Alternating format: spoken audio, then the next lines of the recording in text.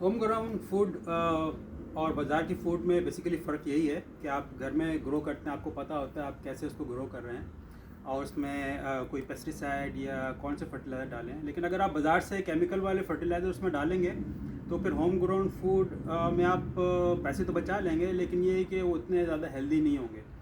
तो इसीलिए हम लोगों ने कंपोस्ट वर्म कंपोस्ट बनाने का आपके साथ मिलके शुरू किया था कि उसमें ऑर्गेनिक होता है और उसमें पैसे भी कम खर्च होते हैं, किचन वेस्ट से बन जाता है वो, और वो जो है ऑर्गेनिक होता है। और उससे जो तैयार होगी फूड, जो क्रॉप्स तैयार होगी, जो सब्जियां बनेंगी, उसमें और बाज़ार की उसमें बहुत ज़्यादा फ़र्क होगा, ज़्यादा हेल्दी होगा। तो लास्ट वीक आपके साथ मिलके वर्मी कंपोस्ट की हमने एक बिन बनाई थी। तो आइए देखते हैं कि एक वीक हो गया है, क्या पोजीशन है उसकी। ये देखें,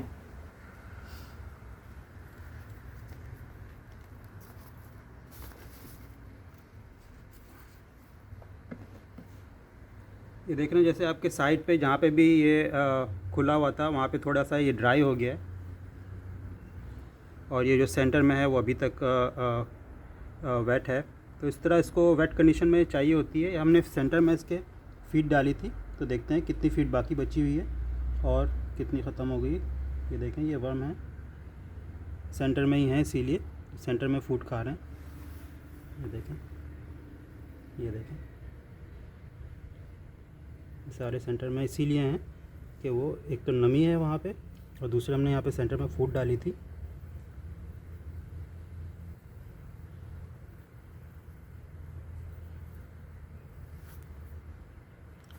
ये देखें, ये सारे वर्म्स जो हैं वो यहीं पे हैं। वाओ, लुक एट दैट, सारा खा लिया इन लोगों ने। तो आपके साथ मिलके हमने लास्ट ये एक, ये देखें स्ट्रॉबेरी का पील है, उसके साथ भी ये एक वर्म खा रहा था इसको। तो ये स्ट्रॉबेरी का पील है, ये देखें इसके साथ की जो स्ट्रॉबेरी थी वो सारी इन्होंने खा ली। अब ये पत्ते बचे हुए हैं, तो बेसिकली ये पत्ते इनकी जो रिज़र्व फूड है इसको भी खा सकते हैं। और बाकी जो हमने आपके साथ मिलके एक, ये देखें स्ट्रॉबेरी के पत्ते बचे हुए हैं, खाली स्ट्रॉबेरी इन्होंने सारी खा ली है, जो कि सॉफ्ट इनकी फूड थी। और जो लेटस डाला था वो तो पूरा ही ख़त्म हो गया है। ये देखें सारे वर्म जो है ये सेंटर में ही हैं, सारे फूड खा रहे हैं, विच इज़ गुड। एक ये है स्ट्रॉबेरी की पील, खाली पत्ते भी काफ़ी हद तक, ये देखें पत्ते भी ये कोनों से इन्होंने खा लिए हैं। तो उसका मतलब ये है कि लास्ट टाइम जो हमने फीड डाली थी वो उससे थोड़ी सी हम ज़्यादा क्वांटिटी में डालेंगे ताकि ये इनको इनफ हो जाए। तो इसके लिए आज हमने ये देखें पूरी स्ट्रॉबेरी, ये बहुत आप देख रहे हैं जैसे सॉफ्ट है। तो अब इसके लिए बेस्ट तरीका ये है कि स्ट्रॉबेरी या कोई भी फ्रूट है आप उसको फ्रीज़ कर दें, और जब बस को आपको आप डीप फ्रॉस्ट करेंगे तो देखिए बहुत सारी सॉफ्ट हो जाएगी और जेल की तरह हो जाएगी। तो आज हम इनको एक पूरी स्ट्रॉबेरी डाल रहे हैं और दो जो है ये पीस इसके डाल रहे हैं ताकि ये हो जाए इन लोगों के लिए। और फिर इसको अभी जैसे हमने एक वीक में चेक किया है, तो नेक्स्ट टाइम इसको जो है वो थोड़े से 4-5 दिन में इसको चेक करेंगे। और मॉइस्चर आप देख सकते हैं, मॉइस्चर भी इस गुड मॉइस्चर, लेकिन ये कोनों से इसका जो है वो ड्राई हो रहा है, कोई स्मेल नहीं है इसमें।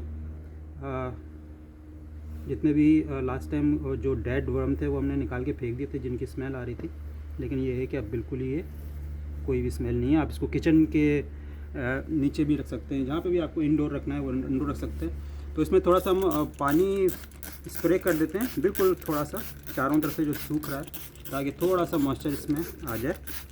बहुत ज़्यादा, जैसे मैंने आपको लास्ट टाइम बताया था, बहुत ज़्यादा ड्रेंचिंग वाटर इसमें नहीं डालना है, बिल्कुल थोड़ा सा मॉइस्चर डालना है ताकि थोड़ा सा नम रहे।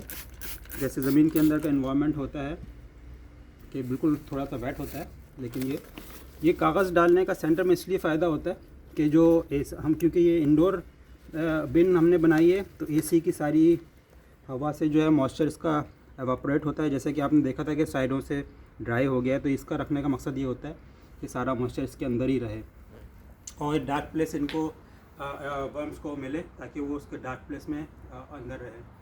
तो पानी डालने के लिए मैं आपको बताता हूँ कि पानी जो हमारा टैप वाटर होता है, क्योंकि उसमें सारे क्लोरीन मिला हुआ होता है, तो वो हमारे लिए तो सही है, क्योंकि हमारी ज़्यादा बड़ी बॉडी होती है, लेकिन वर्म्स बहुत टाइनी वर्म्स होते हैं और उनकी स्किन जो है बहुत सॉफ्ट होती है, तो उनके लिए वो क्लोरीन जो है वो ख़तरनाक हो सकता है और वो उनको डैमेज कर सकता है।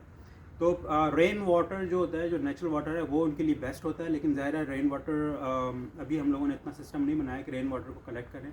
तो उसका बेस्ट ऑप्शन ये है कि किसी भी आप ओपन कंटेनर में टैप वाटर लेके और उसको बाहर धूप में रख दें 2-4 दिन के लिए, तो वो धूप से जो है सनलाइट से सारा क्लोरीन एवापोरेट हो जाएगा और थोड़ा बहुत जो है वो क्लैरिफाई हो जाएगा। तो ये पानी जो है हमने बाहर रखा हुआ है एक टब में, टैप वाटर, तो वो जो है वो धूप से जो है उसका सारा क्लोरीन एवापोरेट हो जाता है। और फिर हमने एक छोटी सी इस तरह का एक टब बनाया है जो रेन वाटर को कलेक्ट करेगा, तो उसको भी हम एक प्रोसेस पे काम कर रहे हैं। नेक्स्ट टाइम उसकी भी एक वीडियो बनाएंगे कि रेन वाटर को हम कैसे अपने गार्डन में यूज़ कर सकते हैं, क्योंकि जब टैप वाटर से आप गार्डन में अपने वाटरिंग करते हैं, तो उसमें क्लोरीन होता है, फ्लोराइड होता है, बहुत सारे केमिकल्स होते हैं जो कि अगेन के वो नेचुरल नहीं होते। तो रेन वाटर जो है वो नेचुरल वाटर होता है। तो हम जितनी भी कोशिश कर रहे हैं, जितनी भी चीज़ें करें, उनको बिल्कुल नेचुरल, हर चीज़ नेचुरल प्रोवाइड करें। जब हम उनको हर चीज़ नेचुरल प्रोवाइड करेंगे तो उसका आउटकम भी नेचुरल होगा और ज़्यादा इफेक्टिव होगा। तो ये देखें, आज की वीडियो इस ख़त्म करते हैं, और ये इसको हमने दोबारा इसको कवर कर दिया है। अभी तक सिस्टम सही चल रहा है, थोड़े दिनों में ये और मल्टीप्लाई होंगे, थोड़े और ग्रो हो जाएंगे, और थोड़ी सी जब कंपोस्ट बनेगी तो आपको बताएंगे कंपोस्ट कैसे हार्वेस्ट करते हैं, उसको कैसे यूज़ करते हैं।